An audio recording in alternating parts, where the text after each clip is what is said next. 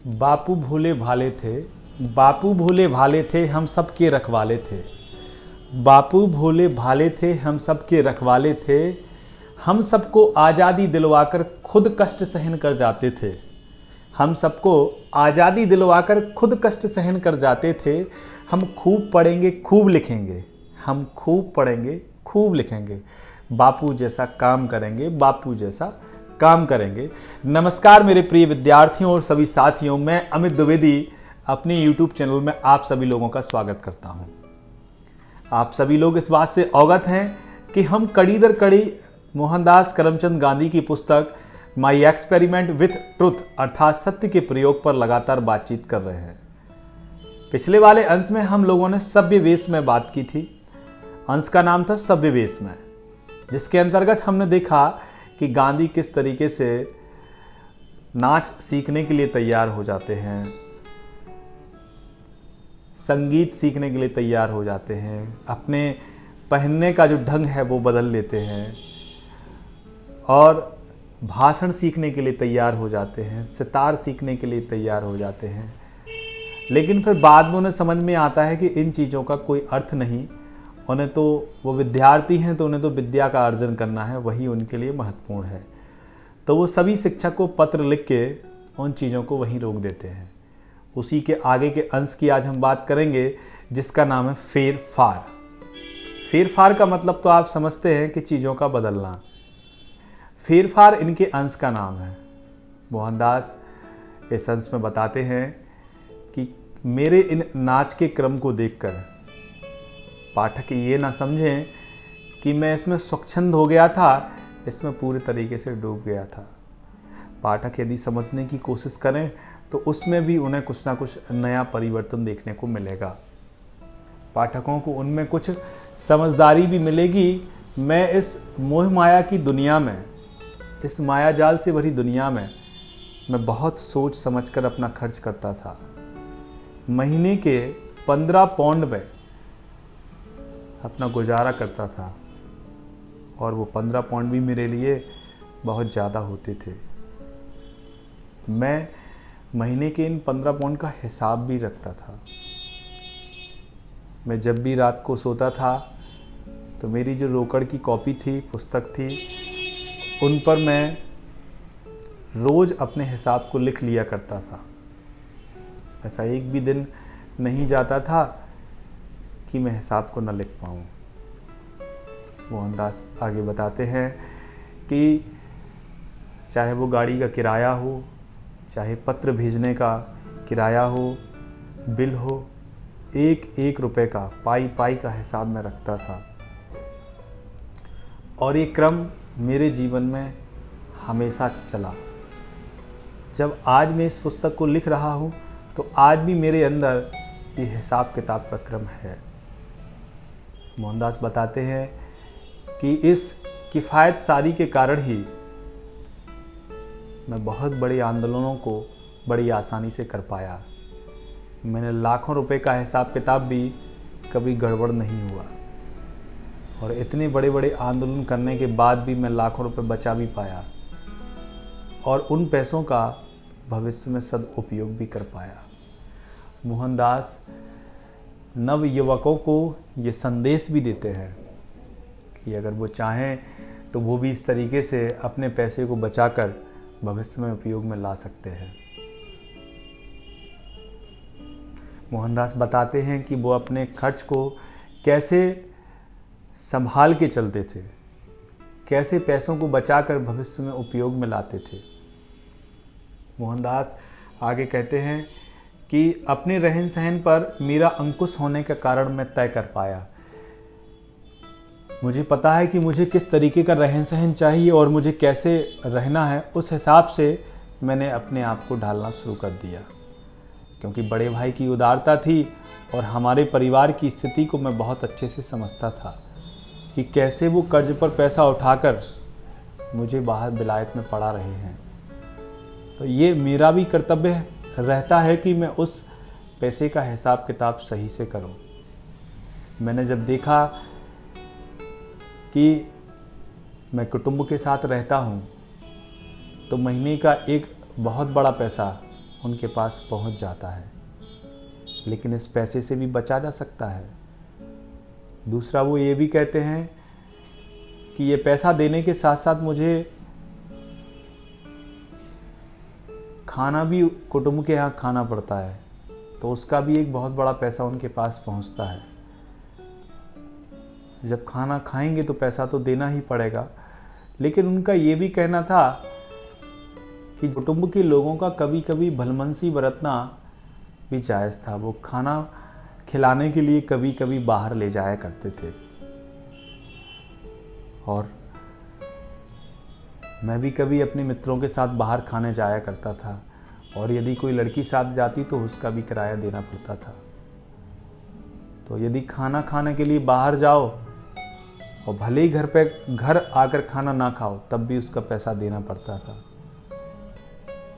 मोहनदास ने बताया कि बहुत सारा पैसा तो झिझक की वजह से ही खत्म होता था,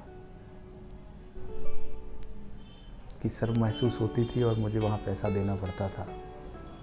मोहनदास ने जब हिसाब लगाया तो कहने लगे कि इन सारे खर्चों से बचा जा सकता है।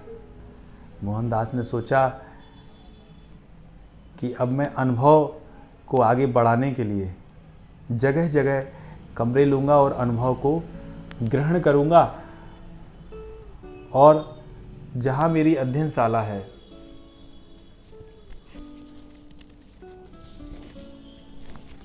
और जहाँ से मेरा काम होता है उसके आसपास मैं कोई कमरा देख लूँगा।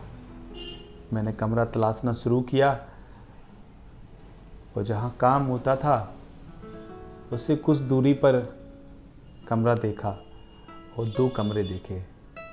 एक कमरे में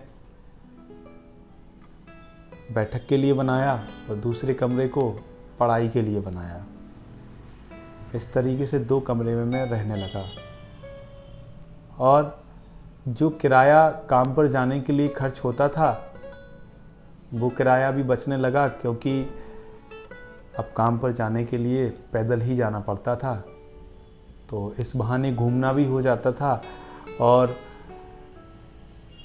घूमने के लिए जो बाद में समय देना पड़ता था वो भी बच गया। काम पर जाना मेरे घर से केवल आधे घंटे की दूरी पर था, यानी आधा घंटा रोज जाने का था और आधा घंटा रोज आने का था।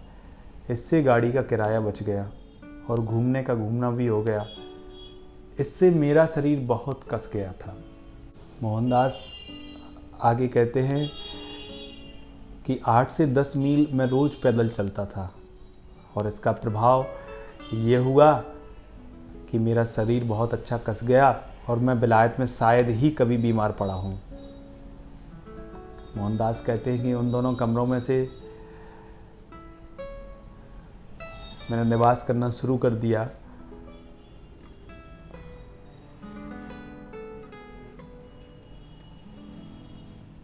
इस तरीके से ये मेरे जीवन का फेरफार था, लेकिन ये दूसरा खंड है। इसके बाद तीसरा फेरफार भी आपको देखने को मिलेगा। इस तरह से मोहनदास कहते हैं कि मेरा आधा खर्च बच गया, आधा पैसा बच गया। अब सिर्फ बात रह गई थी मेरी पढ़ाई की। मैं जानता था कि बैरिस्टर की पढ़ाई में ज़्यादा मेहनत नहीं लगती थी, ज़्यादा नहीं पढ़ना पड़ता था, फिर भी समय बहुत बचता था। लेकिन मेरी अंग्रेजी भाषा भी बहुत ख़राब थी। मोहनदास कहते हैं फिर मैंने सोचा कि क्यों ना कुछ और पढ़ाई भी यहाँ पर साथ की जाए, पर कुछ और पढ़ाई करने के लिए फिर पैसा भी चाहिए। वो पैसा मैं कहाँ से लाऊं? क्योंकि पैसा तो हमारे पास एक निश्चित ही था, और रहना भी 3 साल था, तो कुछ ऐसा देखना था जो 3 साल में पूरा हो सके। मोहनदास ने कैम्ब्रिज विश्वविद्यालय और ऑक्सफोर्ड का पता लगाया, तो पता चला कि वहाँ पर पढ़ तो लेंगे, लेकिन वहाँ की फ़ीस बहुत ज़्यादा है, जिससे उनका दाखिला वहाँ नहीं हो पाएगा, और 3 साल से ज़्यादा का समय भी नहीं लग सकता। मोहनदास कहते हैं कि उनके मित्र ने उन्हें एक बहुत अच्छी सलाह दी, और वो सलाह भी उन्हें बहुत अच्छी लगी। मोहनदास आगे कहते हैं तुम्हें कोई कठिन परीक्षा देनी हो तो तुम मैट्रिकुलेशन की परीक्षा पास कर लो, बस तुम्हें मेहनत बहुत करना पड़ेगी। इससे तुम्हारा साधारण ज्ञान भी बढ़ेगा और खर्च भी नहीं बढ़ेगा, और इस तरह तुम कुछ नया सीख भी जाओगे। मित्र की बात मुझे बहुत अच्छी लगी। मैं मैट्रिकुलेशन करने के लिए तैयार हो गया, पर जब उनकी विषय सूची देखी तो मैं बहुत डर गया। विषय सूची में एक लैटिन भाषा थी जो मुझे बिल्कुल भी ना आती थी, और दूसरी फ्रेंच भाषा थी। माफ़ी चाहूँगा, मैं आप लोगों को पिछले के अंश में बताना भूल गया, इसका जिक्र मैं यहाँ कर देता हूँ। मोहनदास बताते थे कि जब वो डांस सीख रहे थे, नृत्य सीख रहे थे, उस दौरान उन्हें पता चला कि अंग्रेज़ों से ज़्यादा बातचीत करने के लिए उन्हें फ्रेंच भाषा भी सीखना पड़ेगी। तो उस दौरान उन्होंने फ्रेंच भाषा को भी सीखा था, क्योंकि ये यूरोप की राष्ट्रीय भाषा भी थी और लोगों से बातचीत करने के लिए उन्हें इस भाषा का उपयोग भी करना पड़ता था। तो फ्रेंच भाषा इन्होंने उस समय ही सीख ली थी। अब आगे बढ़ाते हैं। विषय सूची देखी, मोहनदास बहुत डरे। उन्हें लैटिन भाषा भी सीखनी थी और फ्रेंच भाषा, क्योंकि फ्रेंच भाषा तो वो सीख चुके थे, लेकिन लैटिन भाषा का उन्हें शब्द ज्ञान भी नहीं था। वो कहते हैं कि लैटिन भाषा को सीखने का मैंने प्रयास भी किया, पर मैं बहुत डरा था।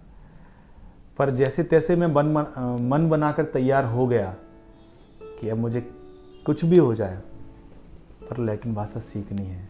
और एक बात बहुत अच्छे तरीके से समझता था कि जो रोमन लोग की परीक्षा होती है उसमें एक सवाल लैटिन भाषा में ज़रूर आता है और उसको करना भी अनिवार्य होता है।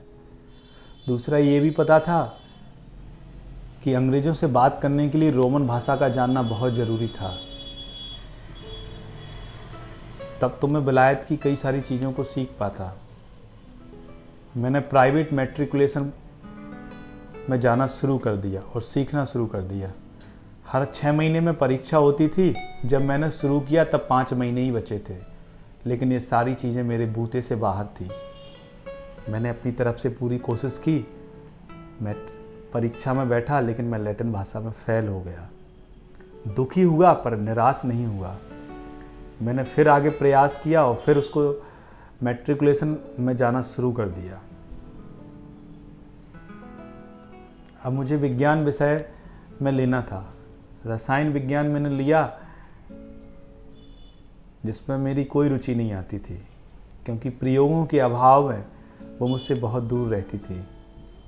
रसायन विज्ञान तो भारत में भी था, वहाँ भी मैंने पढ़ा, पर उस समय भी अरुचिकर लगा। कारण उसका सिर्फ एक ही था कि उसको पढ़ने के लिए प्रयोगों की आवश्यकता थी जो नहीं मिलते थे। फिर भौतिकी में प्रकाश और ऊष्मा विषय लिया, जिसको पढ़कर मुझे बड़ा रुचिकर लगा और मुझे विषय बहुत ही आसान लगे।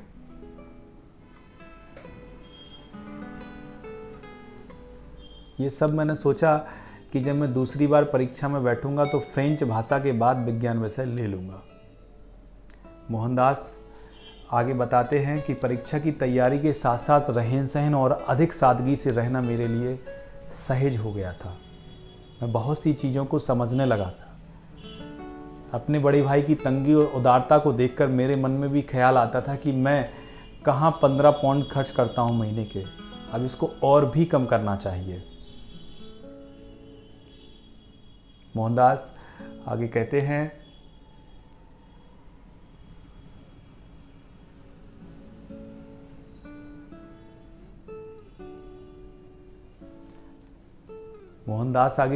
कि मुझे अपने से अधिक सादगी से रहने वाले लोग भी बहुत पसंद थे, और ऐसे बहुत से गरीब विद्यार्थी मेरे संपर्क में भी आए थे और उनसे मेरी मित्रता भी हुई। वो कहते हैं कि एक गरीब विद्यार्थी लंदन के कंगाल महल में 2 सीलिंग प्रति सप्ताह किराए पर एक कमरा लेकर रहता है, और वो लोकार्ट की सस्ती कोको की दुकान में 2 पैनी कोको और रोटी खाकर अपना गुजारा करता है। उसका मुकाबला करने की तो मुझ में शक्ति ना थी और ना मैं ऐसा कर सकता था, पर मैं उससे कभी नज़रें भी नहीं मिला पाया। और फिर भी वो विलायत में रहता था, सोचिए आप। मोहनदास ने निश्चय किया कि अब मैं भी अपने रहन सहन में और परिवर्तन करूंगा। मैं 2 कमरे की बजाय 1 कमरा लूंगा, क्योंकि 1 कमरे से गुजारा हो सकता है। और स्वयं खाना बनाऊंगा। मोहनदास ने फिर कमरा तलाशना शुरू कर दिया। 2 कमरे की बजाय 1 कमरा ले लिया, एक अंगीठी खरीदी और उस पर खाना बनाना शुरू कर दिया। सुबह का खाना और शाम का खाना मोहनदास स्वयं बनाते थे। वो जो दोपहर का खाना था उसको मोहनदास कहते हैं कि मैं बाहर ही खा लिया करता था। इस तरह से मैं अच्छा खाना पकाना भी सीख गया था।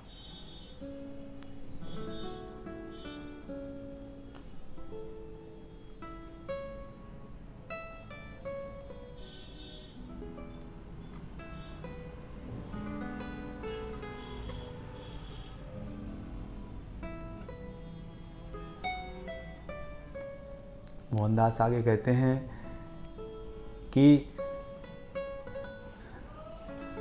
मुश्किल से 1 सवा सीलिंग में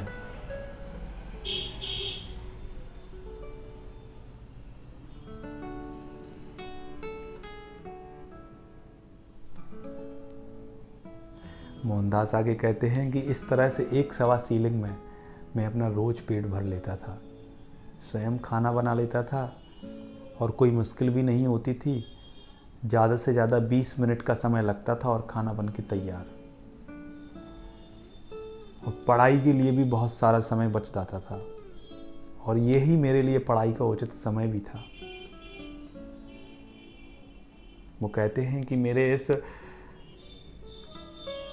जीवन के सादा हो जाने से मेरा समय बहुत अधिक बचा, बिल्कुल भी व्यर्थ समय नहीं गया और मैं दूसरी बार परीक्षा में बैठा और पास हो गया। मोहनदास आगे कहते हैं कि पाठक यह ना समझें कि सादगी के कारण मेरे जीवन में कोई नीरसता आई हो। इसके विपरीत फेरफार के कारण मेरी आंतरिक और बाहरी जिंदगी में एक सामंजस्यता थी और उनके बीच एक एकता हो गई। कौटुंबिक स्थिति के साथ मेरे रहन सहन का मेल हो गया, जीवन अधिक सत्यमय हो गया, आत्मिक आनंद की सीमा ना रही। मोहनदास के कहने का तात्पर्य यह है कि इन सब चीज़ों का, इन सब फेरफार का परिणाम ये हुआ कि मैं दूसरी बार जब परीक्षा में बैठा तो पास हो गया। मेरे बाहरी जीवन और आंतरिक जीवन में एकता हो गई और मैं आत्मिक रूप से प्रसन्न रहने लगा। बहुत सारा समय मेरे लिए खुद के लिए बचने लगा। तो मोहनदास कहते हैं इस तरह से नवयुवक भी अपने समय को समझकर बहुत सारे समय को बचा सकते हैं, पैसे को भी बचा सकते हैं जिनका उपयोग वो भविष्य में कर सकते हैं। तो ये था मोहनदास के जीवन का अंश जिसका नाम है फेरफार। इसी के साथ मैं अमित द्विवेदी विदा लेता हूँ। अगले अंश के साथ जल्द मिलेंगे। धन्यवाद।